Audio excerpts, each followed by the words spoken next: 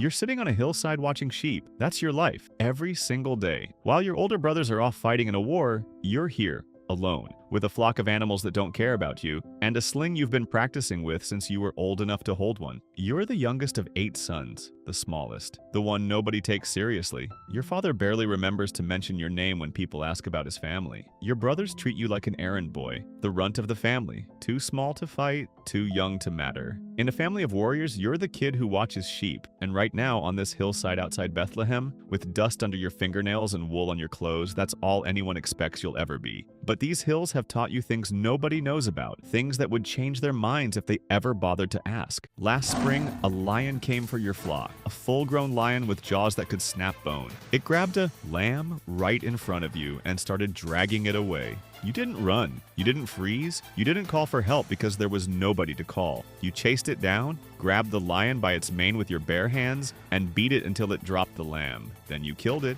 alone, with your hands and your staff. A few months later, a bear came. Same thing. You went after it and you won. Nobody saw it. Nobody cheered. Nobody wrote a song about it. There were no witnesses to tell the story. Just you and the dead predator and a flock of sheep that went right back to grazing as if nothing happened. The hillside keeps its secrets. Your father calls you in from the field one morning. He hands you a sack of roasted grain, 10 loaves of bread, and 10 blocks of cheese. Go find your brothers. They're camped in the valley of Elah with King Saul's army, fighting the Philistines. Bring them food. Check on them. Come back and tell me how they're doing. That's it. That's your mission. Delivery boy. You leave the sheep with another shepherd, pack up the food, and start walking toward the valley. The journey takes you through rocky terrain, past olive groves and terraced hillsides, down from the highlands toward the lowlands where the Philistines are pushing into your people's territory. You have no idea that you're walking toward the most important moment of your life. You reach the valley and it takes your breath away. 2 massive armies camped on opposite hills, staring at each other across a wide valley with a dry creek bed running through the middle. The Israelite army on one side, the Philistines on the other, thousands of soldiers on each hill, tents stretching as far as you can see, weapons gleaming in the sun, campfire smoke rising into the sky, war banners snapping in the wind.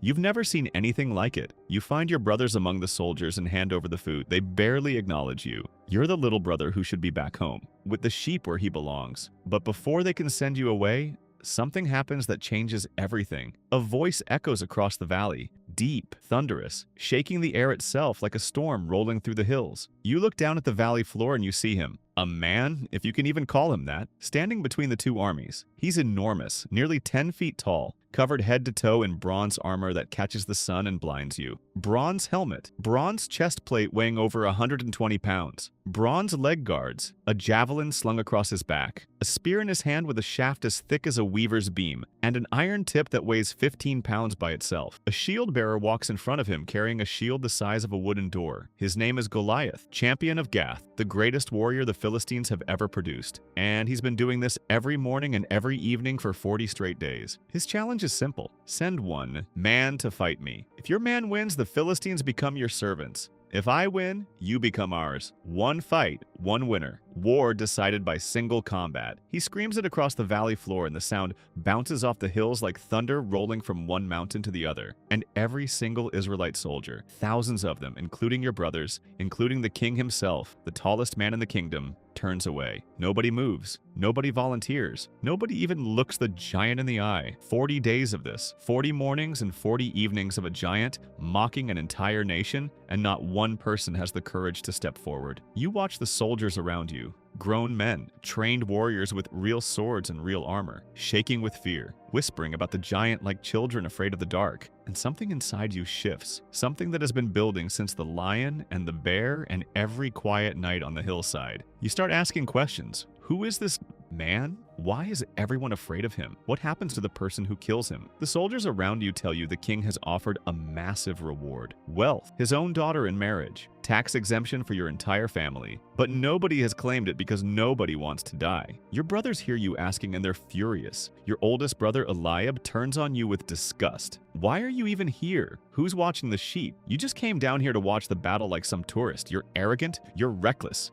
Go home. But you keep asking, and word reaches the king's tent. There's a boy in the camp who isn't afraid. Bring him to me. You stand before King Saul in his war tent, the tallest man in Israel, the anointed king, the man who was chosen specifically to lead his people against enemies exactly like this one. And he looks at you with pity. You can't fight this giant, he says. You're a boy. You're not a soldier. You've never worn armor. You've never swung a sword. In combat, how could you possibly face a warrior who has been fighting and killing since before you were born? And you tell him about the lion, about the bear, about what happens on the hillside when nobody is watching and nobody is counting and nobody cares. You tell him that the same power that delivered a lion into your hands and a bear into your hands will deliver this giant too. You believe that with every cell in your body, not because you're brave, because you've already been tested and the tests nobody saw were the ones that prepared you for this. The king agrees, not because he believes in you, because he has no other option. 40 days and nobody has volunteered. A shepherd boy willing to die is better than an entire army afraid to fight. He gives you his own armor. Bronze helmet placed on your head, chainmail coat draped over your shoulders, sword strapped to your side. You put it all on and try to walk, you stumble, you can barely move. The armor weighs more than half your body weight, designed for a man twice your size who has trained with it for years. You can't fight in this. You can't even breathe in this. You take it off, all of it. Helmet, mail, sword, everything. You hand it back. You don't need his armor. You don't need his sword. You don't need his strategy or his weapons or his way of fighting. You need what got you here, your shepherd's bag, your sling, and 5 smooth stones from the creek bed in the valley. You walk to the creek that runs through the valley floor. The water is shallow and clear, running over pebbles worn smooth by centuries of current. You kneel down and pick through the stones carefully, choosing 5 that are perfectly smooth, perfectly round,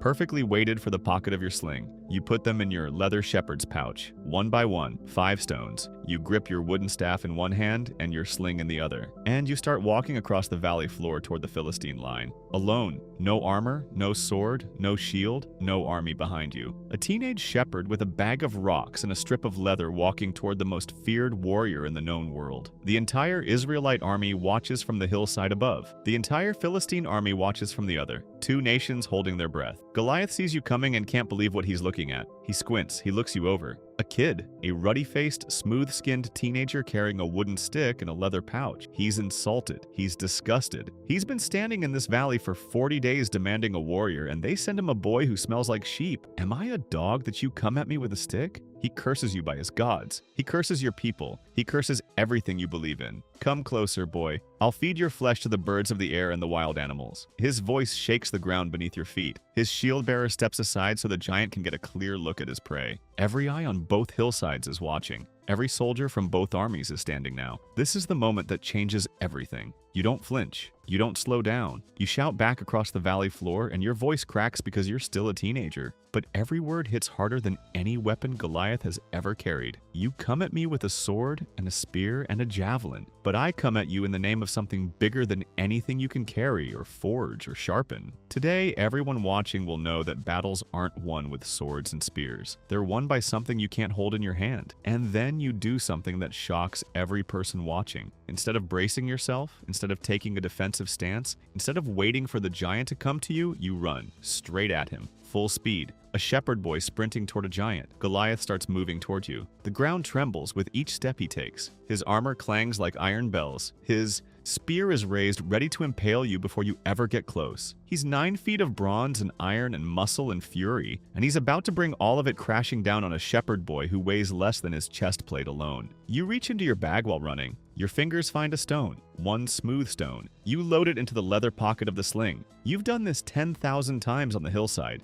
at birds, at targets, at wolves circling your flock, at lions and bears. Your arm knows the motion the way your lungs know how to breathe. You swing the sling once around your head, twice, and you release. The stone flies. It crosses the distance between you in less than a heartbeat. It hits Goliath directly in the forehead, the one spot where his bronze helmet doesn't cover. The only gap in 9 feet of armor. A 1-inch window between the metal and the flesh, and you found it from 40 yards away at a dead sprint. The stone sinks deep into his skull. His eyes go white. His massive legs buckle underneath him. 9 feet and hundreds of pounds of bronze-covered warrior crashes face first into the valley floor. The impact sends dust into the air, and then silence. Absolute silence. 2 entire armies. Tens of thousands of men holding their breath at the same time. The giant is on the ground. He's not getting up, and you, a shepherd boy from Bethlehem with a sling and a single stone, are still standing. You don't wait. You don't celebrate. You sprint to the fallen giant. He's face down in the dirt, the greatest champion the Philistines have ever produced, motionless. You stand over him. You don't have a sword of your own, so you take his. You reach down and pull Goliath's own massive blade from its sheath, a sword so heavy most men couldn't lift it with 2 hands, and you use the giant's own weapon to finish what the stone started. You raise the giant's severed head for both armies to see. The proof, the impossible made visible. A boy and a stone and a sling defeated what an entire kingdom could not. The Philistine army shatters. Thousands of warriors who were ready to conquer Israel see their champion dead at the feet of a teenager, and they run. They drop their weapons, abandon their tents, leave their supplies behind, and flee toward the gates of Gath and Ekron. Panic spreads through their ranks like fire through dry grass. The Israelite army erupts from the hillside. Men who were paralyzed with fear 5 minutes ago are now screaming war cries, charging down the hill, chasing the Philistines across miles of open ground. Bodies and abandoned weapons litter the road from the valley all the way to the Philistine cities. The standoff that lasted 40 days ends in 40 seconds, and it all started with one stone thrown by the kid nobody believed in. The celebration lasts for days.